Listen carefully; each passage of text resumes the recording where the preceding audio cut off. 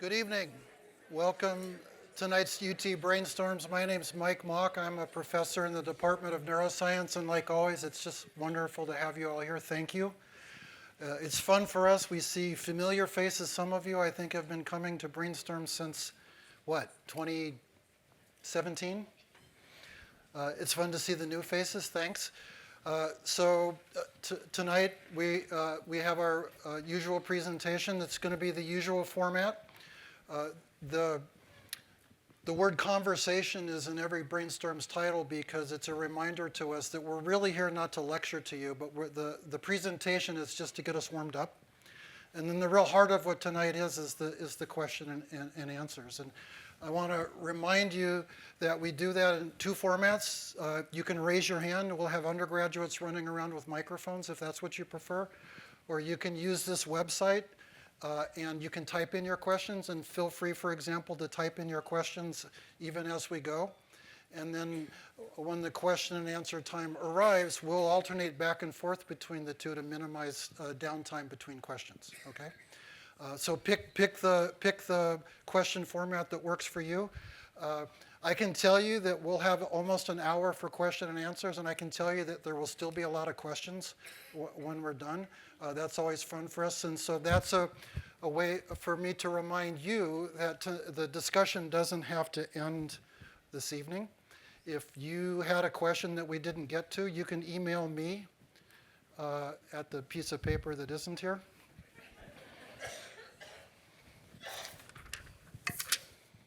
mock@utexas.edu. If you have suggestions, if you would have ideas about panelists or speakers or topics, we learn a lot from listening to what you have to say. Right? Now, before I forget, also one of the other things we always do, this is not a convenient venue parking-wise. We have parking vouchers. You're welcome to grab one on the way out. We're still working to retool our finances so that we can get back over to the LBG auditorium because the parking is right there and it's free. But we're not there yet, so there's that with the parking, okay? Now, I will say that our normal format is that I would introduce our panelists when I'm done and we're about to start, but I thought I would introduce them right now, even though one of them isn't here yet. In part because we have a special and talented set of panelists tonight, and I thought introducing them and you would understand their background, it might influence the kind of questions that you might ask. So the panelist who isn't here is Dr. Mickey Marinelli. She was at the previous Brainstorms, and when we had our vote about the topic, she was so enthralled by that when she emailed me and said, I want to be a panelist. So you know she's going to be good because I didn't even have to twist her arm to get her to come here. Right? The second panelist is somebody I've known for a long time at UT. As you know, we keep getting more and more questions about free will and consciousness and things that I don't feel qualified to talk about. And so I've known our second panelist, Dr. Mark Sainsbury, who's here in the second row, for, I don't know, 15 years, Mark, 14? So I met Mark because he emailed me one day, and he was teaching an honors class in philosophy, and they were having a discussion on free will, and they needed a token neuroscientist for the free will discussion, and so I was that.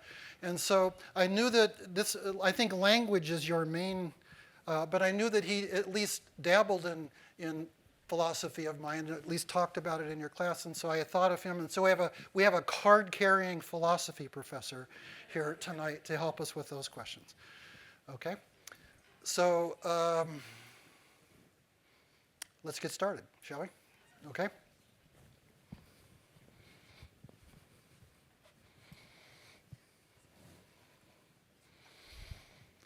So Freud was kind of crazy, right? He was addicted to, he was a heavy cocaine user. He liked to prescribe cocaine to treat all sorts of things like depression. He was a little too fond of these psychosexual explanations for trauma and everything. But he's famous justifiably because of the way that he pioneered our understanding that much of our mind is not reachable with our conscious, that we have an unconscious component to our mind that we're not aware of. Now, we don't have to buy into Freud's topology of mind, we can just appreciate that he recognized somehow that we have a conscious mind and we have a mind, an aspect of our mind driving and influencing our behavior that we're not aware of, and as a neuroscience approach, we can just leave it at that. Okay. Now, what I want to mention now that so we're going to be talking about unconscious memories, and I'm going to throw in one other non-memory thing tonight just because it's fun. I want to be clear about one thing that tonight's not about, which is repressed memories. So that's a whole special class. It's about trauma, super important, I grant you that, but honestly very little is known about it, and really a repressed memory is a conscious memory that you've lost access and maybe gained back. And so we're going to be talking about true unconscious memories that you're simply not aware of.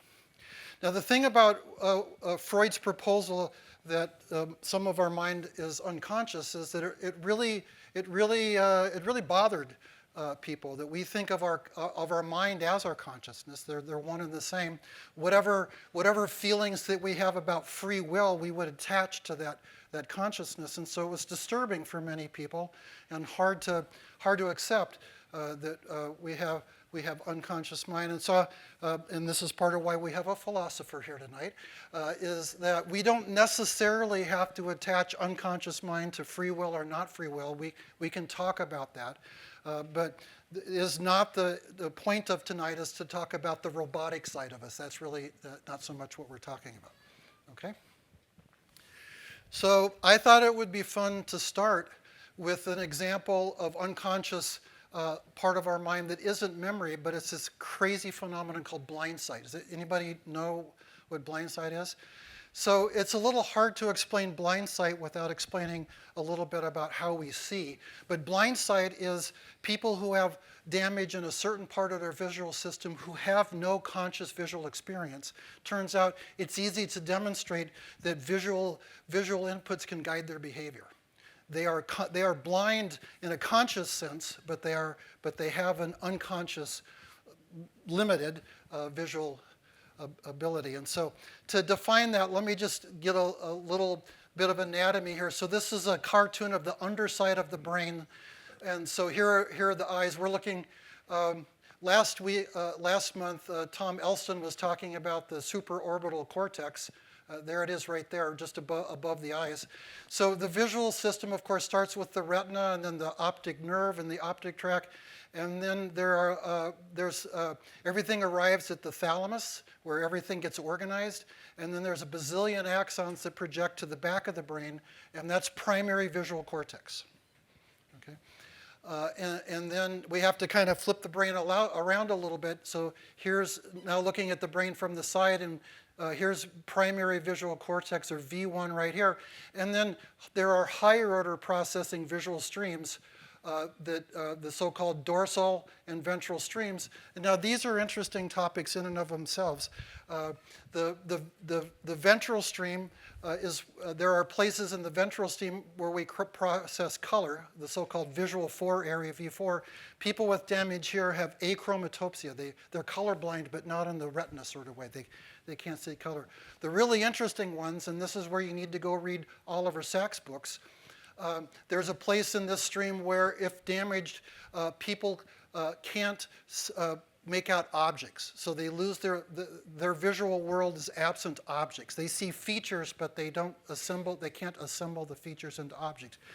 Interestingly, they see and recognize faces just fine. That's called agnosia. Now, just not so far down the way here, there's a place in the ventral stream where, if damaged, it's the reverse. They have prosopagnosia. They can't recognize faces. Faces are just collections of objects, but they can see objects just fine. All right. So, and then the dorsal stream has some interesting things. Our ability to tell that visual things are moving. A baseball player tracking a pitch is using this MT region of the dorsal stream. So that's just the overview. Now let's get to blind sight. So here's kind of a sequence here. So normal conscious vision is retina to the purple thalamus to primary visual cortex, and then those dorsal and ventral pathways. Now, as it turns out, if there was a stroke that damaged primary visual cortex, you're blind. And that doesn't mean that our conscious awareness of vision resides in V1, because this damage also robs the dorsal and ventral pathways of most of their inputs. But it's true that people with damage in V1, they will tell you that they can't see a thing. But they do have blind sight. And that was it was a mystery. But if we look at some of the fine details of the visual system, we find there's a minor pathway that can substitute. So we start again at the retina, and we go there are a small number of axons that skip the lateral geniculate, the thalamus, and go to the superior colliculus, SC. The superior colliculus projects to a different part of thalamus, the purple part, and then there are just a small number, small compared to this pathway, but there are a small number of projections from this pulvinar region of thalamus to the dorsal and ventral streams. And it's believed that this smallish pathway with far fewer fibers mediates blind sight, where you have no conscious awareness of seeing anything, and yet people can navigate around objects as if they could see. If you hold up shapes to them, if you tell them there's 4 shapes, tell me which one it is, they'll be mad at you like, I can't see, and then they'll guess way above chance what shape it is, okay? And so it's thought then that blind sight is mediated by a smallish input to these dorsal and ventral streams, but through this other non-traditional pathway, all right? It's just a fun story. It's fairly concrete. It's not memory. It's not what I promised, but it's an interesting example of where Freud was right. Even with sensory experience like vision, we have a visual system that, in a way that we're not aware of, that can guide our behavior and help us do things, okay? Okay, so now on to memories. And these stories always have to start with this guy. This guy's he's passed away not long after I came to UT in 2008. His name is Henry Molaison. And Henry, when he was a teenager, had a bad bicycle accident. And from that bicycle accident, he developed severe epilepsy that was not treatable with drugs. It was really difficult. It was completely impairing his lifestyle. And so, like is often the case then, the more severe treatment option would be to find the trigger zone, in his case zones, that's a key part of the story, surgically remove them. Good news is it'll probably make the seizures go away. Bad news, you're going to lose whatever that part of the brain does for you, all right? So, and here's where the story is a little unfortunate.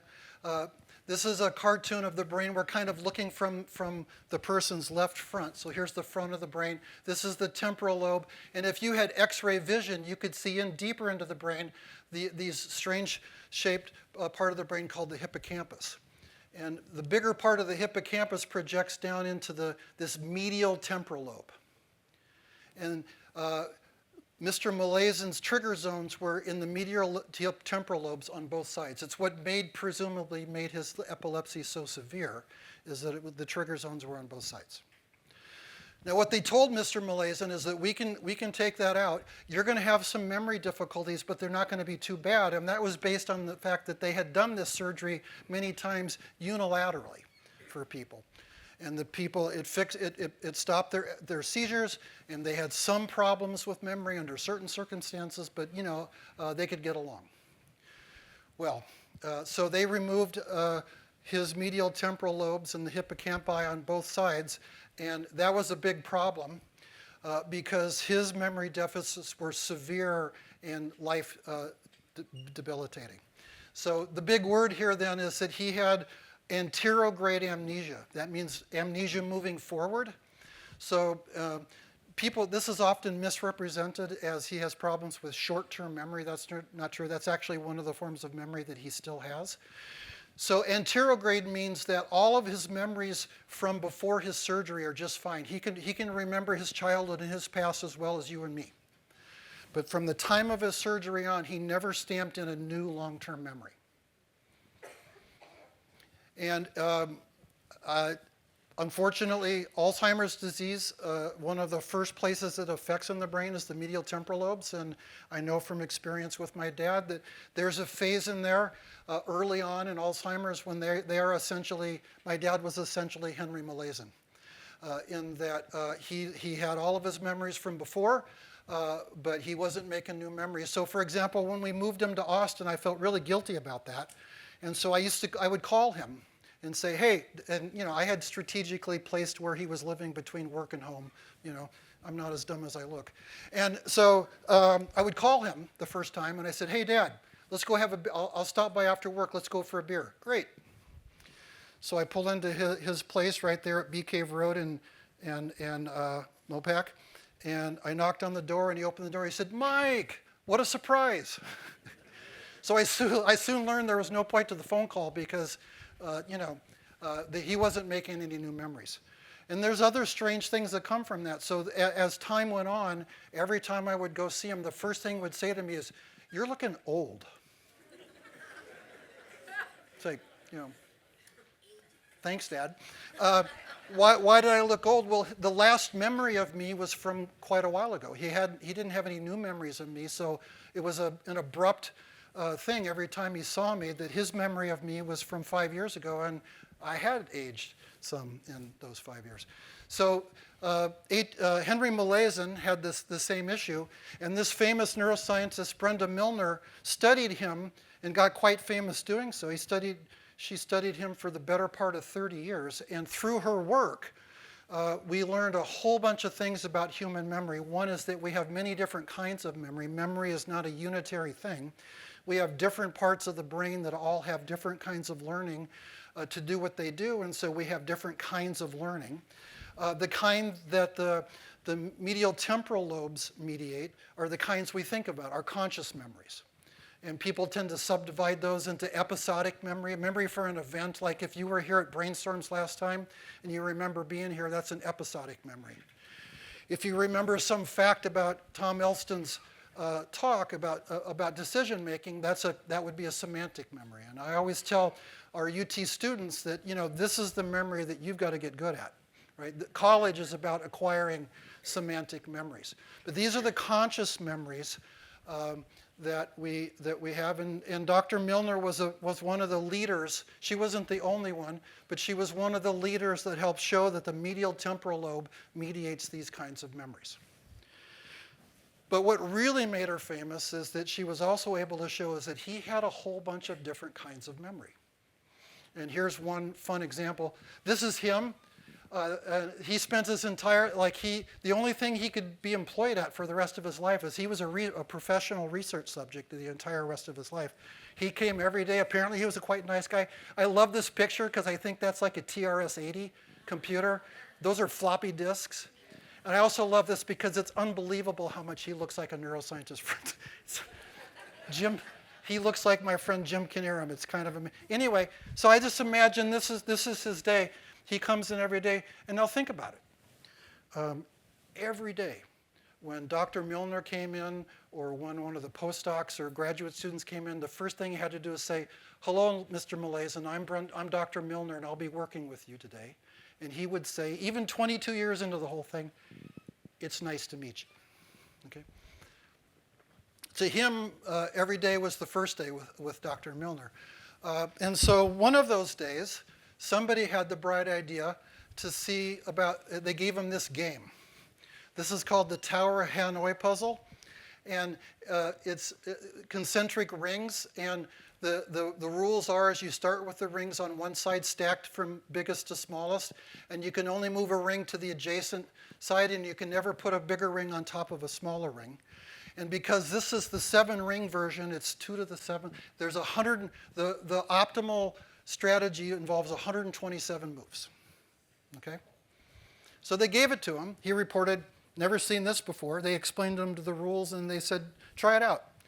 He tried it. He was like the rest of us. He wasn't very good. They just kept doing this. Every day they would come in and say, do you want to play this game?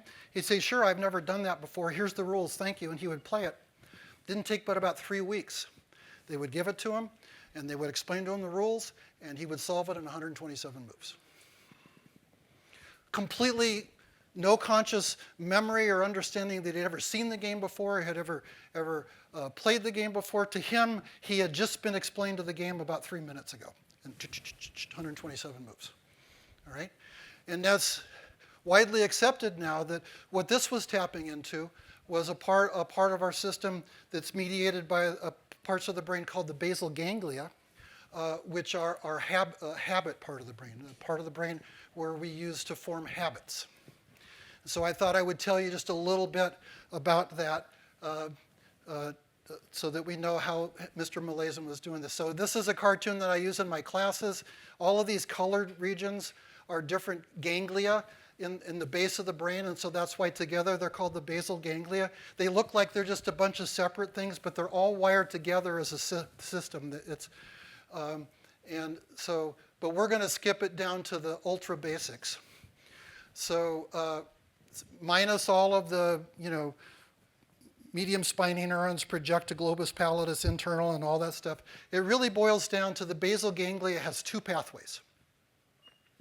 An excitatory pathway fighting against an inhibitory pathway, and the two of them work against each other to determine the output of the basal ganglia, which people generally see as signaling to the rest of the brain the potential value of the next thing we might do.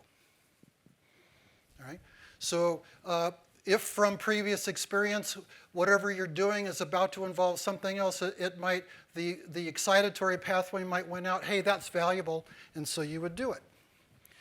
And then, but a system like this needs to be able to learn. You can't just wire in what's valuable and what's not. You have to learn it. And the learning is mediated by, everybody loves the transmitter dopamine, so there are dopamine neurons that are the teaching input to this system. They inform the basal ganglia, how did that go? And the basal ganglia uses that information to change the strength of synapses, to, in some circumstances, favor the excitatory pathway, and others the inhibitory. Right? Now, these neurons are often misunderstood as being activated by reward. And sometimes they are. So for example, if you were recording from one of these neurons in a monkey and you squirted a little apple juice in its mouth, they would fire like crazy because monkeys love apple juice. But what's interesting is they don't always, they were real vexing to people in the beginning because they didn't always, they sometimes were activated by reward and sometimes they weren't. And as it turns out, they finally figured out that they respond to rewards when rewards are surprising. So if you get a reward that you weren't expecting, they'll fire. If you get a reward that you were expecting, you've learned that in this circumstance, then they don't fire. And then interestingly, if it's a circumstance where through learning you come to expect a reward and you don't get it, their activity dips.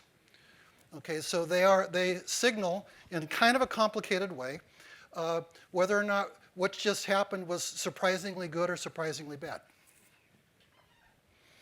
Now the story goes is that the neuroscientists working on this had a computer science friend, and they were talking about this, and the computer science friend said, there's this theory in machine learning, this learning technique called temporal difference learning, and some mathy people have worked out that to solve this really hard problem, if you try to program a machine learning thing to learn that a sequence of actions gets a reward, it's really hard because you're like, well, what was the basis for a reward? Was it the sequence? Was it the third component of this? And so bunch of math, and they figured out there's a particular way that a teaching input should behave that's very good at mediating that kind of learning. It's very good at teaching a system about a sequence of movements. And the computer science friend said to the neuroscientists doing this, those neurons behave exactly like that. And so that became the basis of some famous papers, and now it's generally accepted that these dopamine neurons are implementing this very mathy and clever temporal difference learning teaching thing.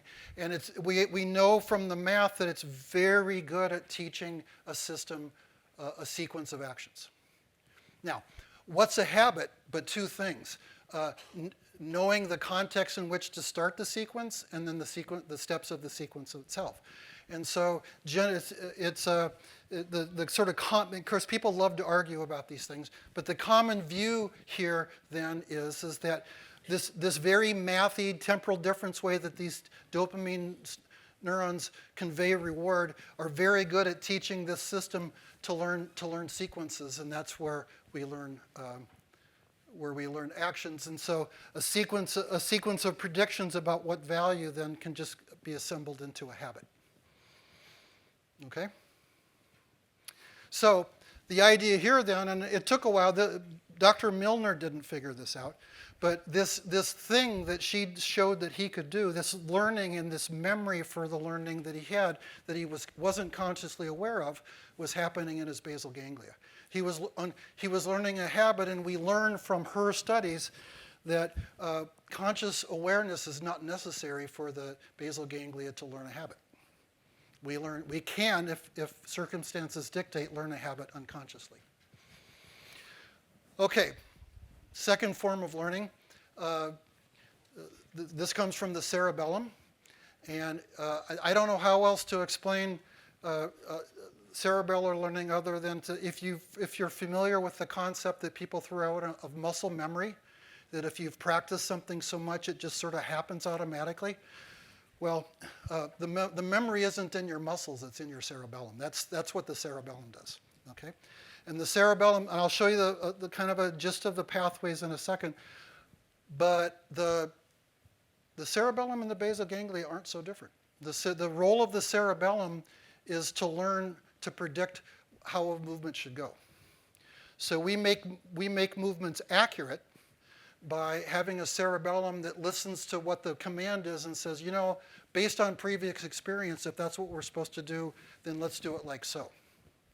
And so what happens then is that if we lose our cerebellum, we lose a lifetime of learning about how a movement should be accurate. And so unfortunately, it looks like this. So the lady in the striped shirt has had a stroke that has affected her cerebellum. The lady in the red sweater is her physical therapist. And I hope the sound is off here, but they're just trying to walk down the sidewalk here to take a little walk, and you can see that this is bad, right? So she's not paralyzed, but everything she does is wrong. People use words like uncoordinated. There's a problem with balance. But you can see that there's just no accuracy to her movements. And of all the words that people use to describe that, the one that sort of explains all of them is the clinical word dysmetria, which means mismeasured. Every movement she makes isn't the right size. You notice that when she was walking, she was lifting her legs up too high. When she was reaching for the railing, she wasn't reaching far enough. The balance problems are her balance system, which is normally calibrated to make an adjustment just the right amount, was either making too big or too small of an adjustment. Everything that you saw there boils down to the absence of a lifetime of learning predictions of, if this is what we're going to do, this is the way to do it accurately. And the way that happens, you'll notice surprising similarity conceptually. In the cerebellum, there's an excitatory pathway fighting with an inhibitory pathway. And they are fighting to make predictions, which is basically how big should the movement be? How forceful should we twitch the muscles to make that movement? And it has to use learning, like the basal ganglia, to do that. And in this case, the input comes from the climbing fibers, which are sort of the dopamine neurons of the cerebellum. Now, they don't do that temporal difference thing because this is a different kind of learning. But basically, it boils down to this. If I'm walking up to a curb, there's a particular pattern of inputs to my cerebellum that says we need to pick up our foot so we don't stub our toe on the curb. That goes to the cerebellum. My cerebellum, through years of learning, knows to predict how high I lift my leg to do that. It makes the prediction. I don't know. The prediction's off, and so I don't lift my leg high enough, and I trip. Activates the climbing fiber. The climbing fiber goes back to the cerebellum and said, you know, that prediction you just made wasn't right. And in fact, the climbing fiber, a climbing fiber input says it should have been bigger. And the absence of a climbing fiber input signals to the cerebellum it was too big. Okay? And so not so different than the basal ganglia, using learning to have two pathways, have one win over the other. Sometimes the excitatory pathway needs to win in this circumstances, and sometimes the inhibitory in this other circumstances, and using learning with a teacher to do this. Now, there's a real problem with this scenario. It sounds good until you break it down to the details. And so now this isn't a cartoon of some circuitry. Now I'm thinking in terms of how things unfold in time. So this is just kind of a cartoon. So here I'm imagining there's a burst of cerebellar output to make a prediction about lifting my leg up. It takes about 1/10 of a second to go from the cerebellum down to the muscles to initiate the movement. Make the movement. Let's say it wasn't enough. This prediction was too small. So I stub my toe, and it takes about another 1/10 of a second to detect that, and for that signal to travel all the way back to the cerebellum as a climbing fiber. So here's the problem. The synapses in the cerebellum that told the cerebellar out to be like this were active here, but the climbing fiber input is here. So how do we connect those two? And this is one of these things where it's just, sometimes the brain is just too clever. The way this works then is that every time so this is a square of me imagining there's a burst of activity in some of the cerebellar neurons that's related to, hey, time to lift your leg. When those synapses are active, there's a molecular signal inside of them that takes about 2/10 of a second to grow. And in fact, this is called the eligibility signal because these synapses will change when the eligibility signal overlaps in time with the climbing fiber. So when there's a climbing fiber, in effect, one of my students said this the other day really beautifully. It's like this signal tags this synapse as having been active about 2/10 of a second ago, which is a great way to say it. And in fact, if you had cerebellar output, made the movement, finally arrived back at the cerebellum that through the climbing fiber there was a mistake, these are the synapses that you want to change. These were the synapses that made the wrong output, that made the bad movement, that made the climbing fiber. And so by having this molecular signal just be delayed by 2/10 of a second so that now the climbing fiber can say, oh, here are the synapses, the ones that were active right here, those are the ones we change. And so what's interesting then is this isn't just a form of learning. You can tell this is a form of learning finely tuned for this particular task. You've made a movement. It turns out to be wrong. You find out about it about 2/10 of a second after it happened. And you need a mechanism to go back in time and change the synapses that were the problem in the first place. And that's what this little gizmo does. All right. Now, we call it muscle memory for a reason. We're not consciously aware of this. My favorite story about this that I can't use anymore because nobody drives a stick. How many of you have driven a stick? Yeah, thank you. Okay. If I do that in my class, they don't even know what a stick is. So think back to the days when you had a stick and you're at a stoplight and the light turns green and you hit the accelerator and let out the clutch, but you forgot that you took the car out of gear. So while the engine's revving and the guy behind you is honking, you do this weird thing where you awkwardly lean forward.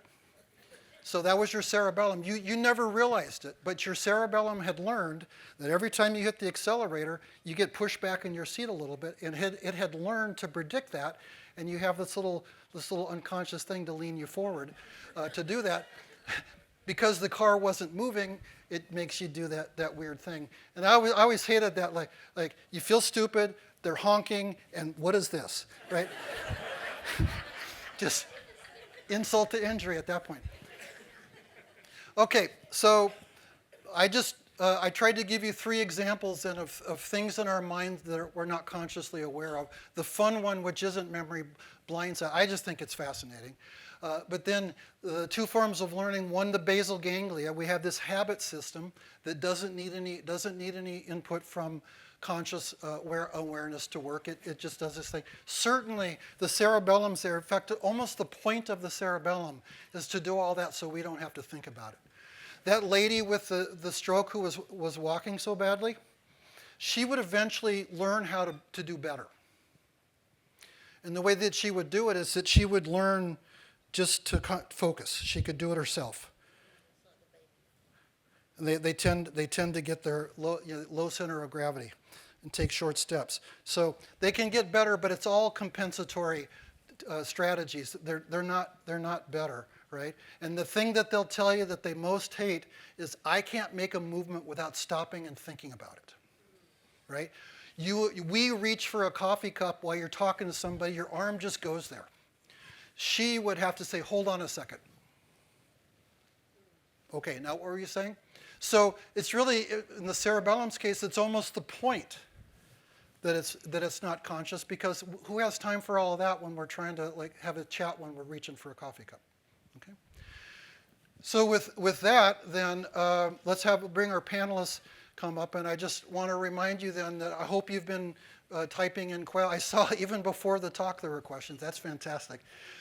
So Mark and Mickey, come on down, and I'll introduce them again. And so again, if you're more comfortable raising your hand, we've got students with microphones.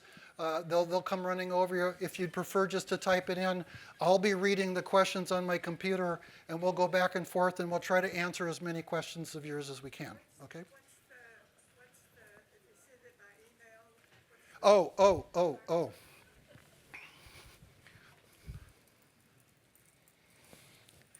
If you scan that QR code, it will take you straight to the place where you can type in the questions.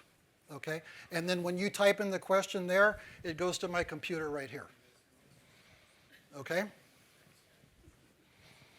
So again, sorry, Mickey, I introduced you when you weren't here. So this is Dr. Mickey Marinelli. She's a professor in the Department of Neuroscience. I told you that she asked to be a panelist this time because she was intrigued.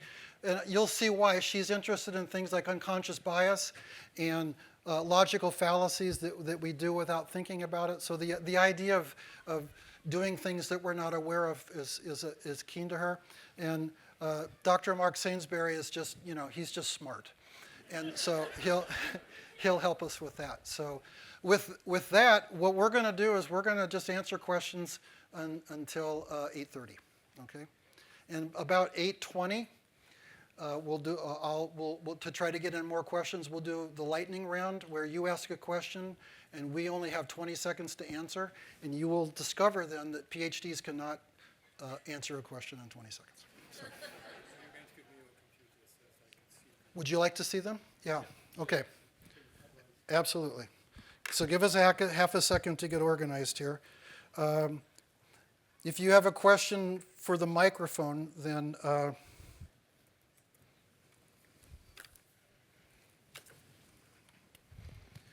raise your hand and they'll come around and we'll get our act together with this. They are, you just scroll down there. These are okay. all the okay. I see. And then you guys choose the questions that you'd most like to answer from there. So who had a question from? We'll start this way. So there's one down here. We can start.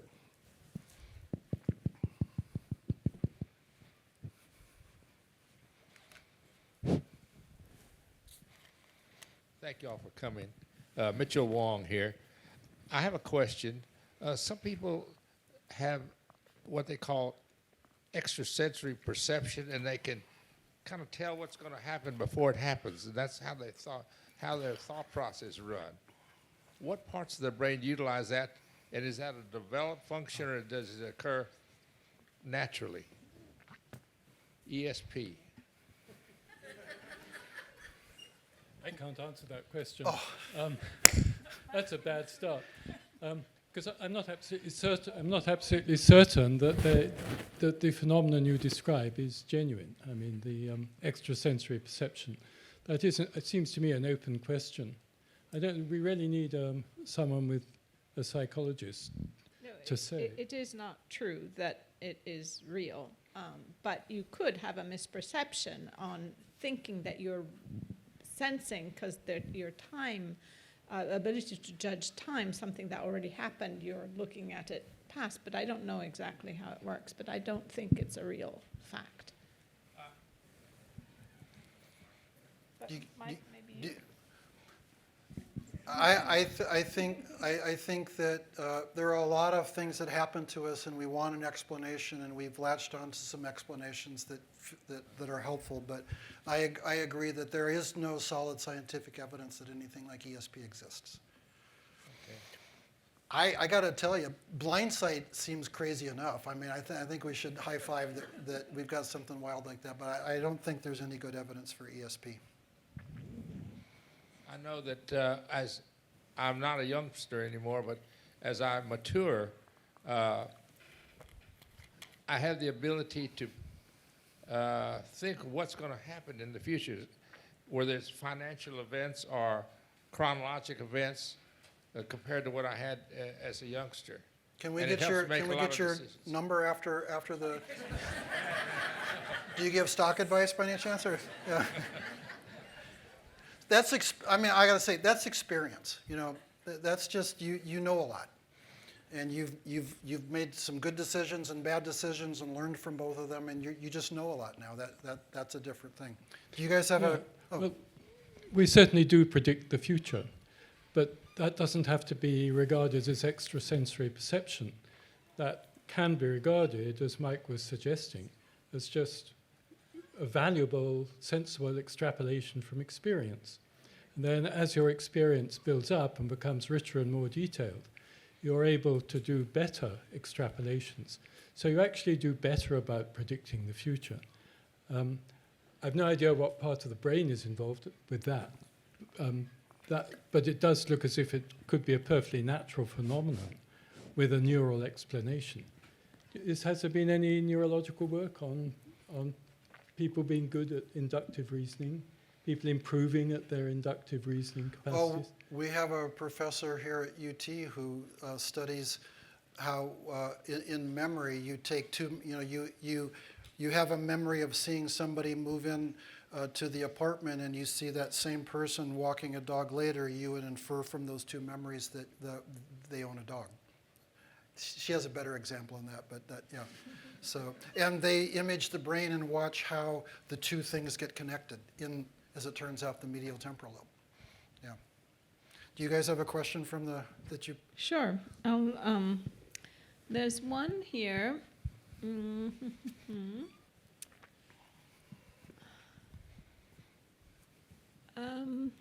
It went away. Where did it go?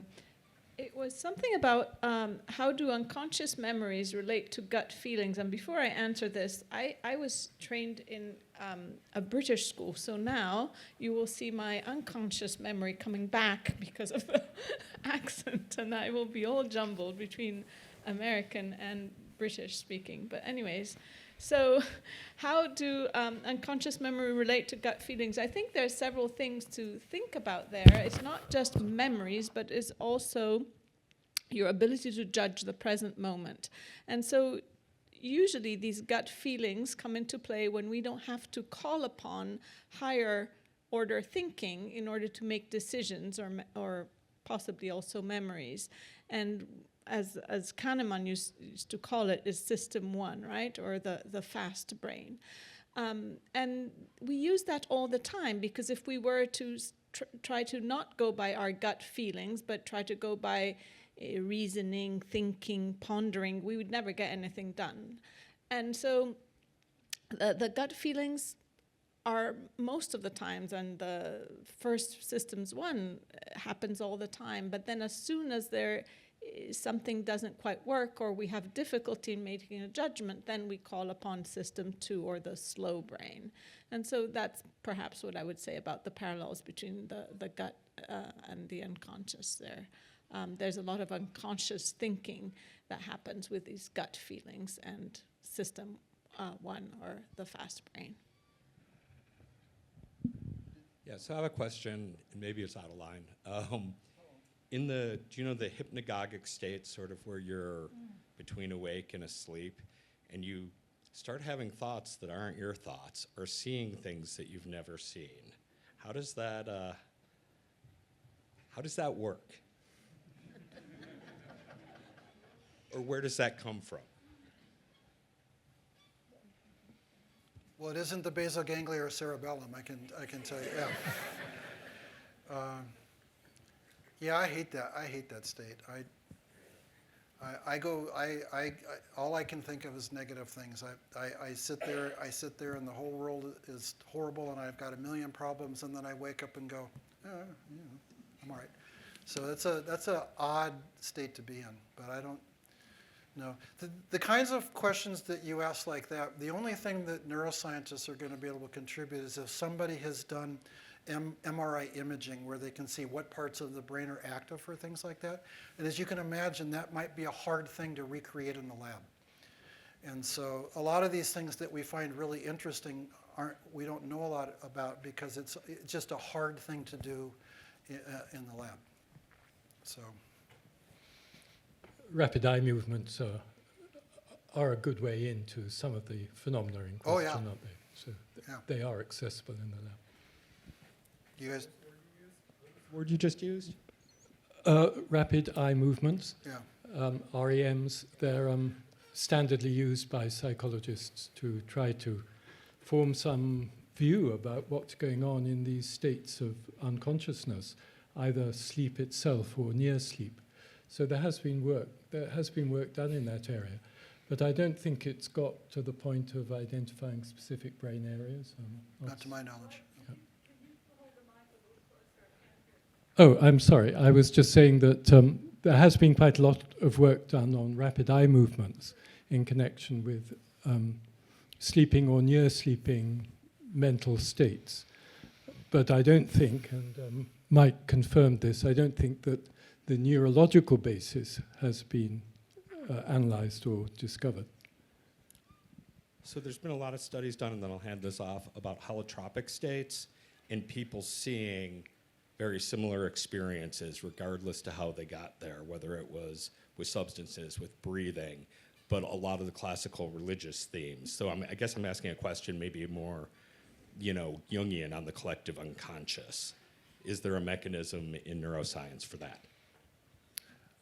I don't know. I can tell you a pro tip. Anything like this, if anything exists, if you Google that phenomenon and MRI, if it exists, that's the way that you can find it. Yeah. When I have friends email me, "Hey, you're a neuroscience," I Google what they said in MRI to. Yeah. So, pro tip. Yeah. You guys have one? Let's go with this. Go ahead. Okay. I've recently read an article in the New Yorker magazine about how some people have memories that are very visual and they have very colorful memories. Some people have memories that they don't see anything, they just remember some of the things that happened, and some people are kind of in between that.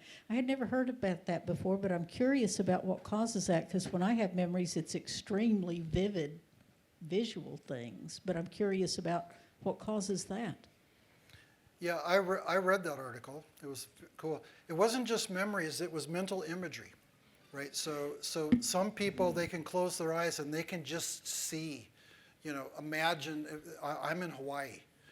I can feel the breeze, And some, as it turned, what they discovered is some people find that completely mystifying. What are you talking about?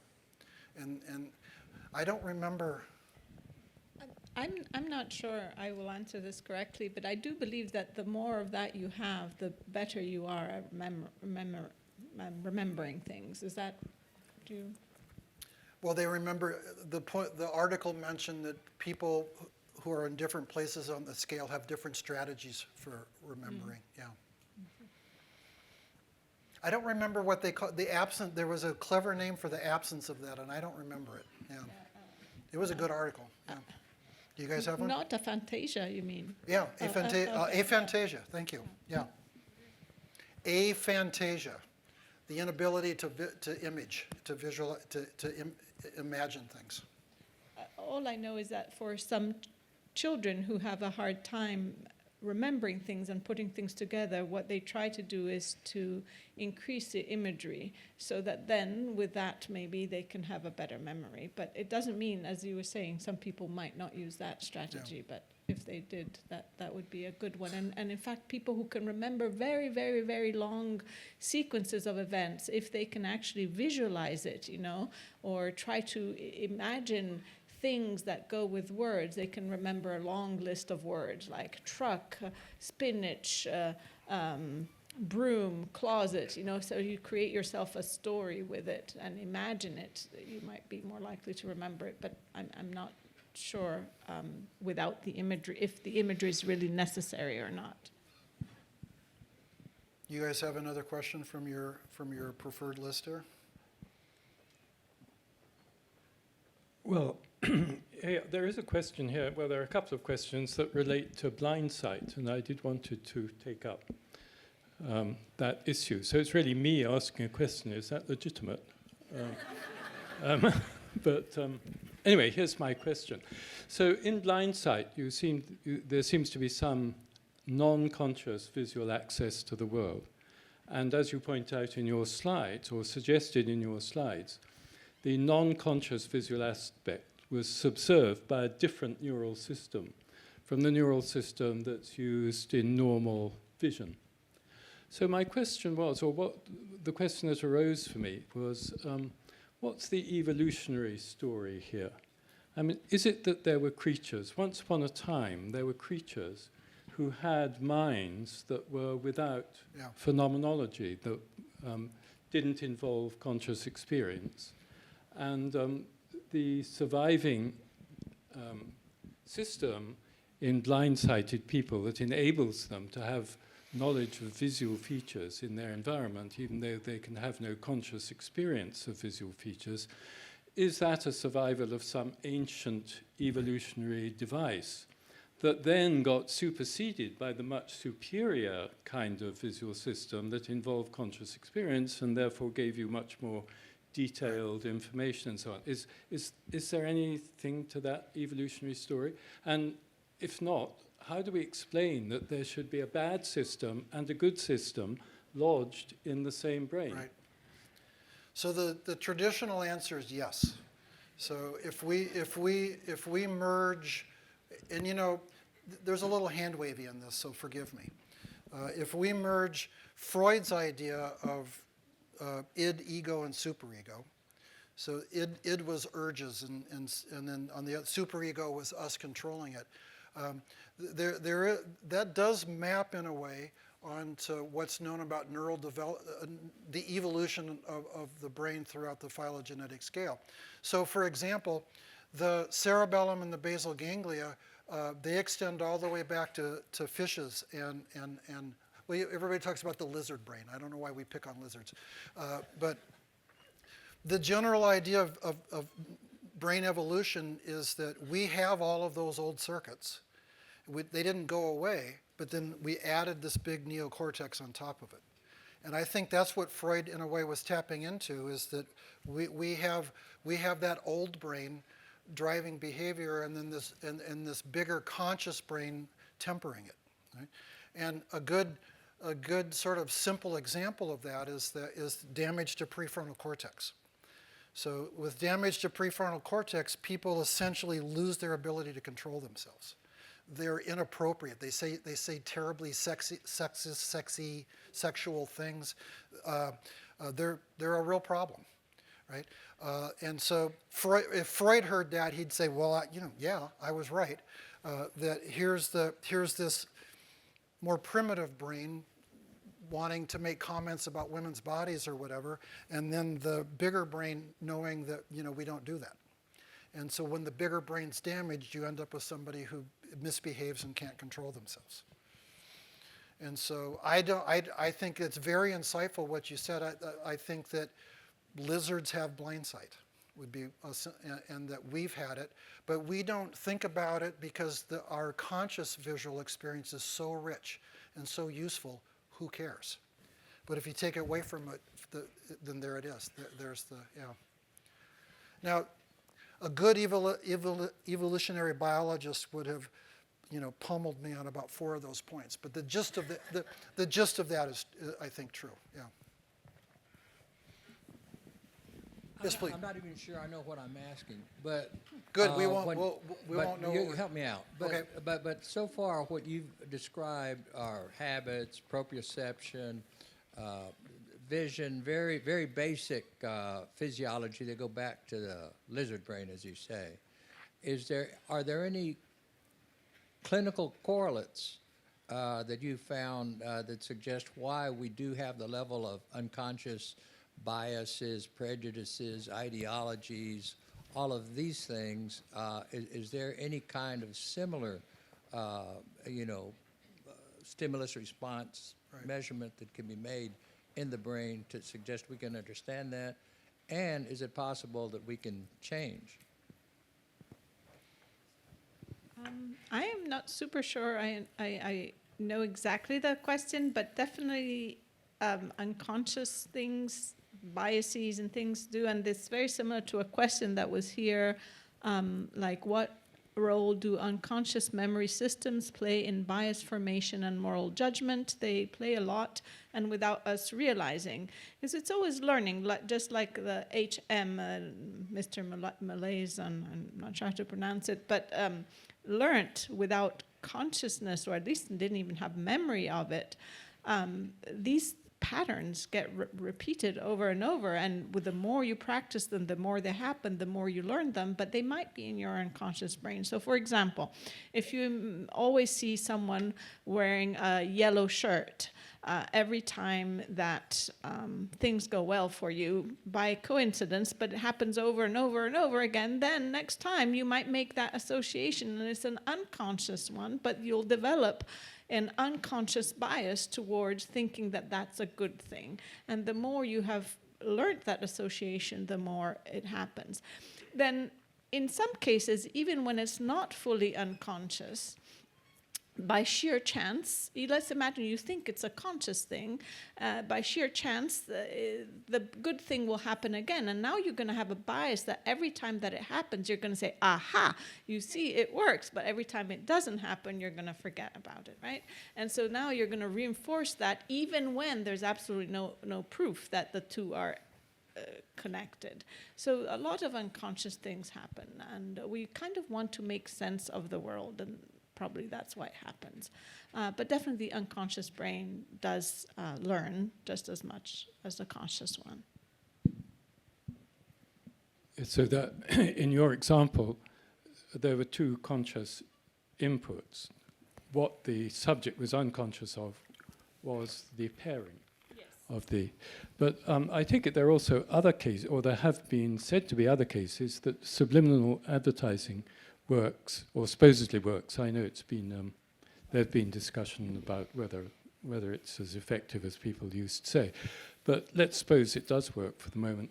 Then it's a variant on your case, because the input, or one of the paired inputs, is actually unconscious. So in your example, what was unconscious was the significance of the pairing. But if there really is subliminal advertising, then what's unconscious is an element of the pairs. So they're interestingly different cases. Absolutely. And sometimes the pairing or even the perception of the thing, like in subliminal, might be unaware. So if you, let's say you go to the cafeteria and, there are cookies there, and you're going to take a free cookie every once in a while, but then all of a sudden there is a poster of someone looking at you with a mean face, like, don't you take that cookie. But you don't really spot that image, right? But your brain does perceive it. Then you might not take the cookie in an unconscious way. It's not memory there, but it's kind of closer to the subliminal, in the sense that you don't have conscious awareness that you have seen something, but that something will influence your behavior. Yeah. Hello. My question was, can conscious memory interfere with subconscious memory? So for example, in like a testing environment, how can I reduce, if so, friction between what I know and what I think I know on a multiple choice question? Asking for a friend? Yeah. Yes.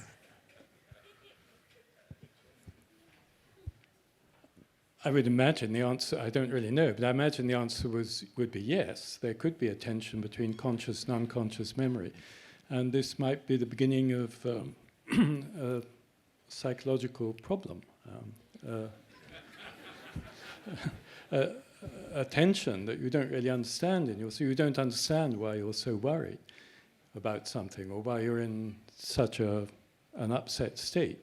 But it's because there is this tension between what you're conscious of and the inconsistent thing that you're not conscious of. I'm only guessing, I have no idea, but it's a possible explanation. So let me No, go ahead. No. let me take a different tack. So this is a passion of mine because as a professor, it breaks my heart when students come to my office and said, I thought I was prepared, but then the test showed that I wasn't. So the quick version is that you have different kinds of memories. The memories that you want to form are those semantic memories for the medial temporal lobe, that you have a memory for facts and concepts, right? So the trouble is the way most college students study is really bad at learning semantic memories. Instead, we have another memory system called the familiar. It's a sense of familiarity. And so if you scan your notes over and over again, if you watch the lecture video over and over again, you develop this really strong sense of familiarity, and that makes you really feel like you know it. But in reality, you haven't really done a very good job of forming semantic memories. Two problems. One is that the familiarity memory fades quickly. Semantic memories last longer. So you're studying on Saturday night, you feel like you got it, and you walk in Monday morning for the exam, and where did it go? You're studying on Saturday night, but all you're really developing is familiarity, but familiarity can't get you to bring the two facts together to answer the clever question. So my suggestion to any student who asks a question like that is, well, we even did a couple of brainstorms. If you go onto YouTube, you can find previous brainstorms that we did on this, talking about the right way to study. So the good news is this, that psychologists have found the ways to study that are good for forming semantic memories instead of these other memories. And if you learn those tricks, you'll study much better, and there'll be less of a disconnect about how good you felt about it Saturday night and how bad you felt about it on Monday during the test. I just want to add a little bit. There are two things. One, that your emotions can come into play and sort of throw a curveball to your ability to remember things. However, I do agree with Dr. Mock that that if things are very well learned, that's less likely, right? Instead, if you just have familiarity, it's more likely. But the other thing is also the mental state you're in will make you look backwards and remember things with a different light when you're going to judge whether something was good or bad. Let's say you just you had a bad experience, but now you are in a good state. You will be less likely to remember that experience as bad if currently you are in a good state. Okay, so your present time and your mental presence in that moment will make you remember things differently as well. So would you say that whatever your mood is during studying, is you try to recreate that same mood during the test? Yeah, there's something else called state-dependent learning that's similar about that. So, So let's say I did a certain activity, let's say drinking wine, right? When I was in my French school, and then, then next time, every time I drink wine, I might be better at remembering the French than I would be without. So something along those lines. But I don't know if what you were saying is correct, but there is, when you put yourself in the same state, it's easier to find. Yeah. Do you guys have a question there, or should we? Well, oh dear, sorry. She'll turn it on for you in a second. I've had more than one question asking me what consciousness is, or questions that at least imply that one can only begin to answer the question if one can answer what is consciousness. Well, philosophers tend to answer that question by saying, if you don't know already, you ain't never going to know. Because, because we do know what consciousness, there's a perfectly good sense in which we all know what consciousness is, because we're aware of it all the time that we're awake. But there's another question that arises. I mean, that's a very unsatisfying answer, because one of the things we want to know is whether we should treat non-human creatures as conscious or not. And then that seems like a really serious question which deserves a serious answer. And of course, for non-humans, it's quite an open question whether they know that they're conscious. But it seems pretty clear that a wide variety of non-human animals are conscious. So the standard way in which investigations on this matter have progressed is that the capacity for pain is guaranteed mark of consciousness. So what people have been doing, and there's been a huge acceleration in this activity, is trying to determine whether creatures can feel pain. Because if they can, then they're conscious. And if they can't, which that's of course harder to tell, then you can count them as non-conscious. Well, the results have been quite extraordinary. One of the early results in this wave of interest in this problem, about 5 years ago, it was experiments done which suggested that lobsters feel pain. And one of the people involved in the research, who is a British person called Birch, actually got the British government to make boiling lobsters alive illegal on the grounds that it was cruelty to a conscious creature. So this was an extremely rare case in which a government entity has taken notice of some scientific result. Since then, similar sorts of experiments have suggested that fish can experience pain. So one type of experiment is you put something on the lips of the fish that causes them pain. Acetic acid apparently will do it.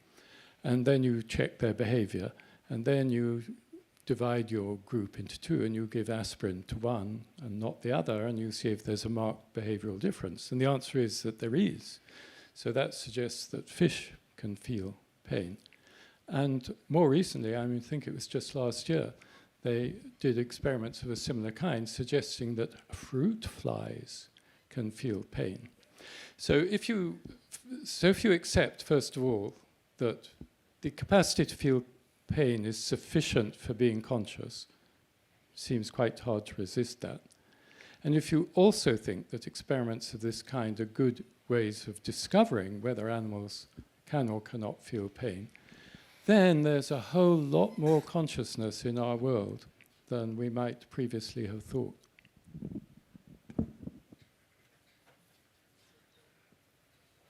Okay. You were next, I think. Oh, hi. Is it working? Okay. Great talk. I had a question about the basal, or I have a two-part question. The first part is about the basal ganglia and dopamine. You mentioned that dopamine acts as sort of like a trainer for like just the basal ganglia.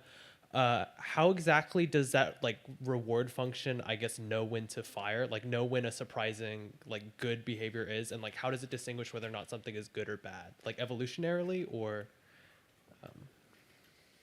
Like everything in the brain, there's a wiring diagram, right? And so those neurons get excitatory input from pleasant, rewarding things. And they get inhibitory inputs from other more complicated things. And the two of them combine, excitation and inhibition, to create the complicated behavior that we see. And I can catch you offline, and I can draw you the gist of that circuit.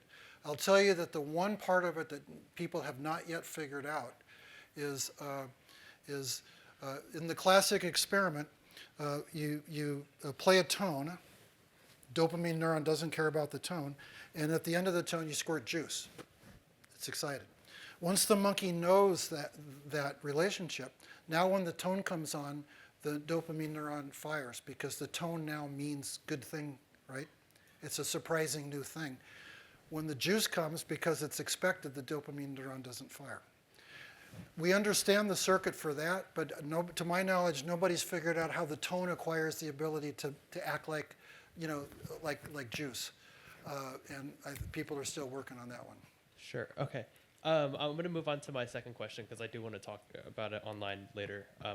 But there's this concept in Buddhism called jhana. I don't know if you're familiar with it, but basically it's like once you've meditated for like maybe 2 or 3 months or something like really deep, you can reach a state that is like incredibly blissful, but it doesn't have like positive reinforcement in a sense. Like most people who experience it don't like often forget the fact that they've experienced it before. Like it's a thing to do, which seems odd because of the fact that it's so like the valence and like arousal of it is like so high. And so I'm curious if like if we think about like the dopamine as a trainer for it, why doesn't something like that activate properly? And could that mean that like our systems for like how I guess our model of the brain works like fail for this specific case? Or Do you guys know this? Okay, so here's all I can tell you. Common misconception is that the dopamine neurons fire anytime something good happens. But I was just describing how it's complicated. They fire when something good happens that's surprising. And so they do not simply report, hey, that was good. And so we wouldn't have the expectation that if this meditative state is blissful, that they would necessarily be activating the dopamine neurons. If through meditation you've come to expect that pleasant state, then first principles of what we know, the dopamine neurons wouldn't care about that. awesome. Thank you. I have a small comment about dopamine. That's actually my research, although not in real time. So dopamine, as Mike was saying, you know, they fire with unexpected rewards, and then when you learn about them, if they don't happen, you get a dip, a little dip, the opposite, they slow down. And also if you do a bad stimulus, like a little electric shock or an air puff, you'll also get this dip, but it's very short-lived, okay? But interestingly, a lot of things that are negative also elevate dopamine, just like a good thing. So why is that? So it might be just, you know, some salient event happening, whether it's up or down. Or some people might think that there's an evolutionary adaptation that happens in that negative things, if every time they happened, we'd be very upset about them. We wouldn't really do much. But if instead, sometimes you might get this elevation in dopamine signal was normally more positive, maybe you can learn to cope with these negative things a little bit better. It's just a thought, yeah.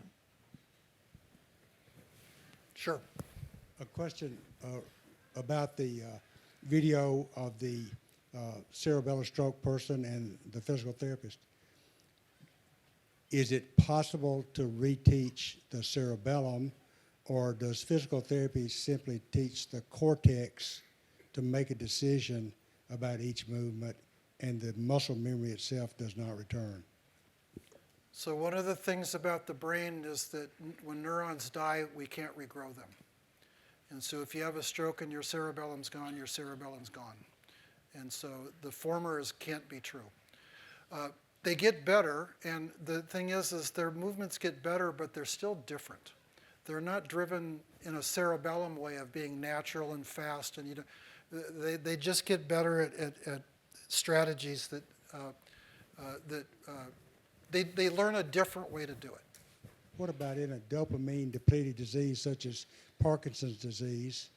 Is it possible to retrain the cerebellum in that situation? So dopamine is about the basal ganglia.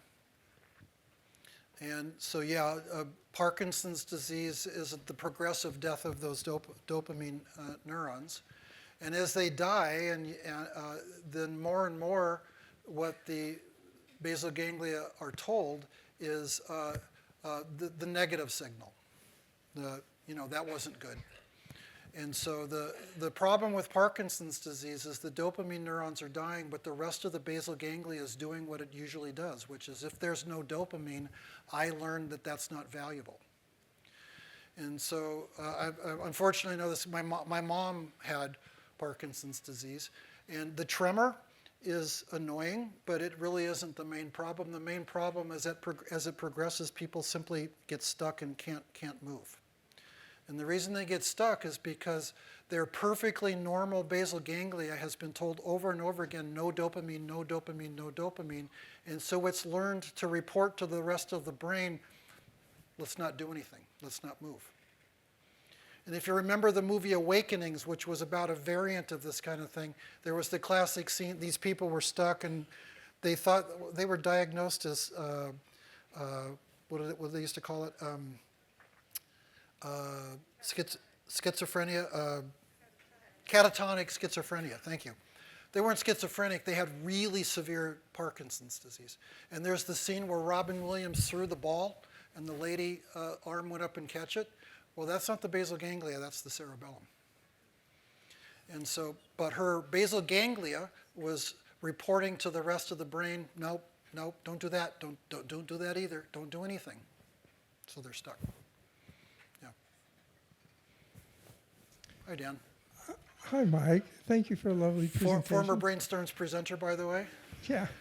So I have a question. Is anything thought about whether these unconscious memories can be hardwired, part of evolution and genetics? I'm thinking of things like fear of snakes, which my father had when we went to Raiders of the Lost Ark and he had to walk out.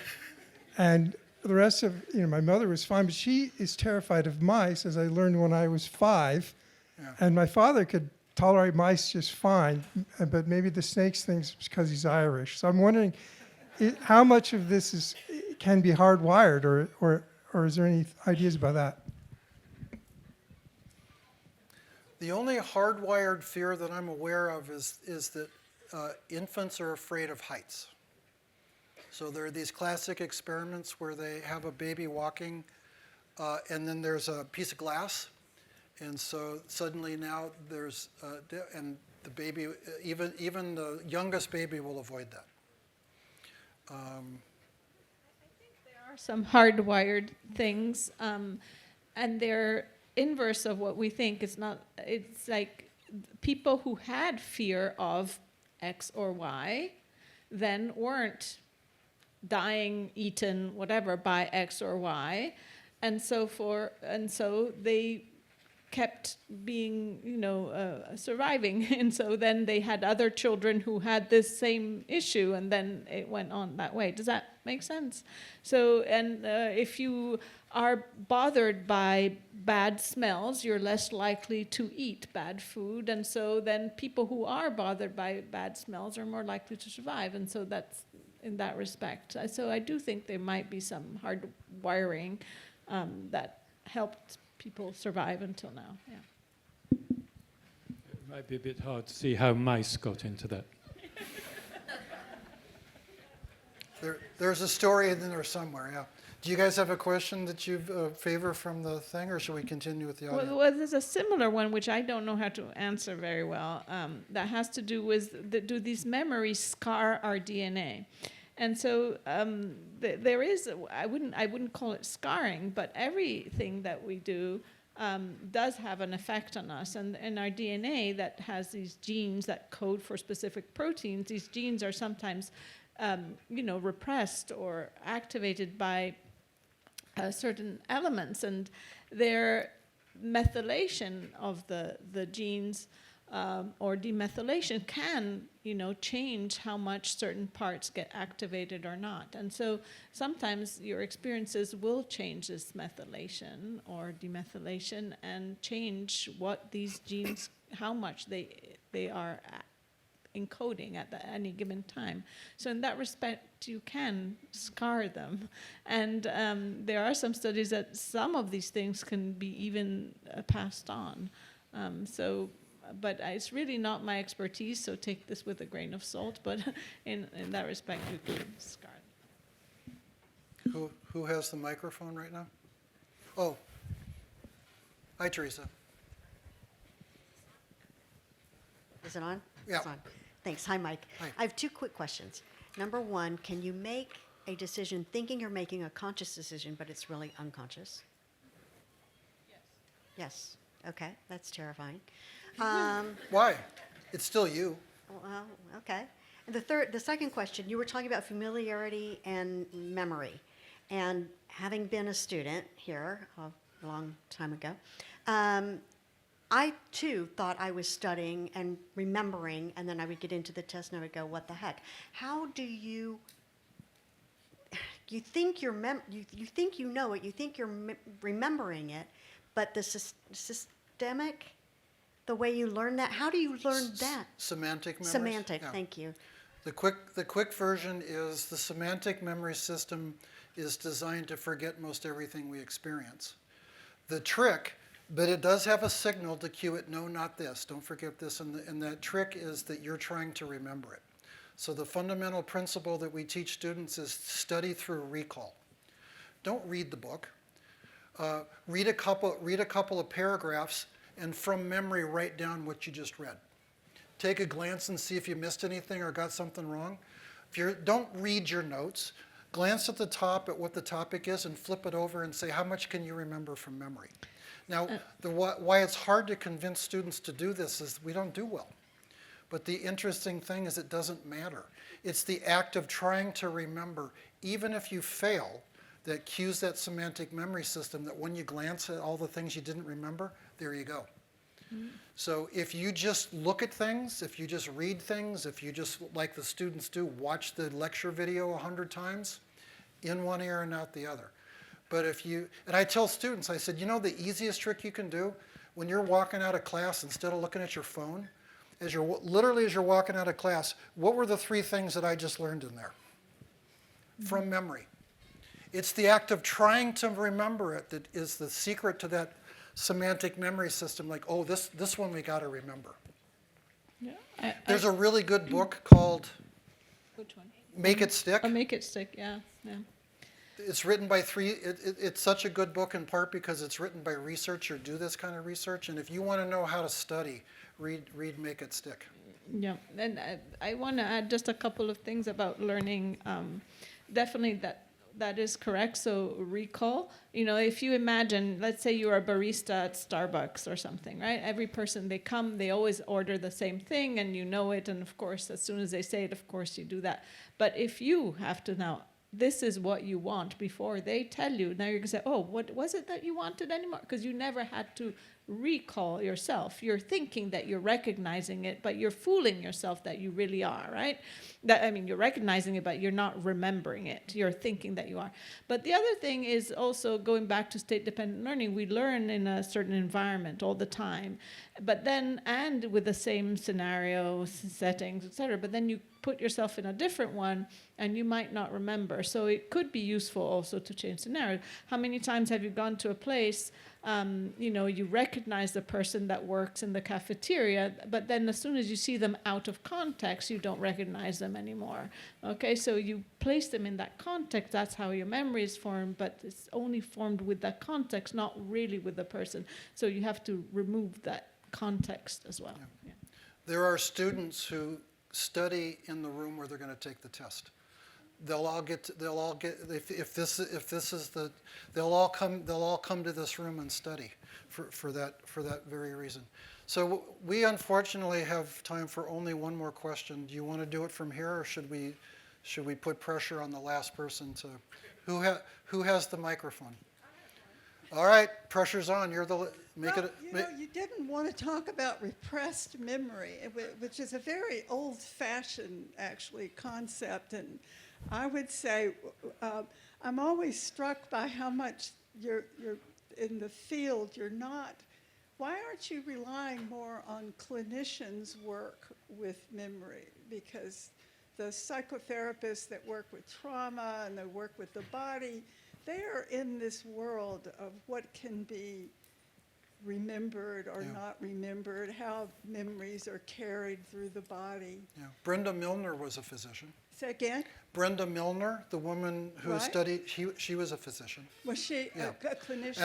And I'll tell you that a lot of good scientists are MD, PhDs, or MDs. So what I would say is that there's so much to be learned from studying traumatic memories, which are so unstable. They're like what you don't want to remember, but you can't help remembering. Yeah. And the work of the psychotherapist is to bring that into ordinary memory and not have it be this kind of unstable reactive I'm still state. trying to forget that time I took a called third strike with the bases loaded in the ninth inning.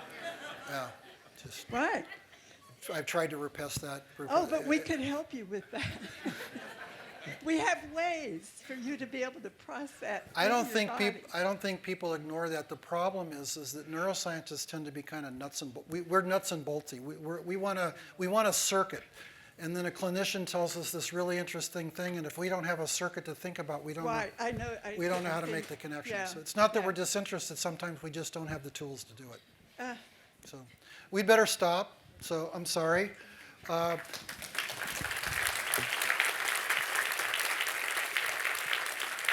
3 or 4 things.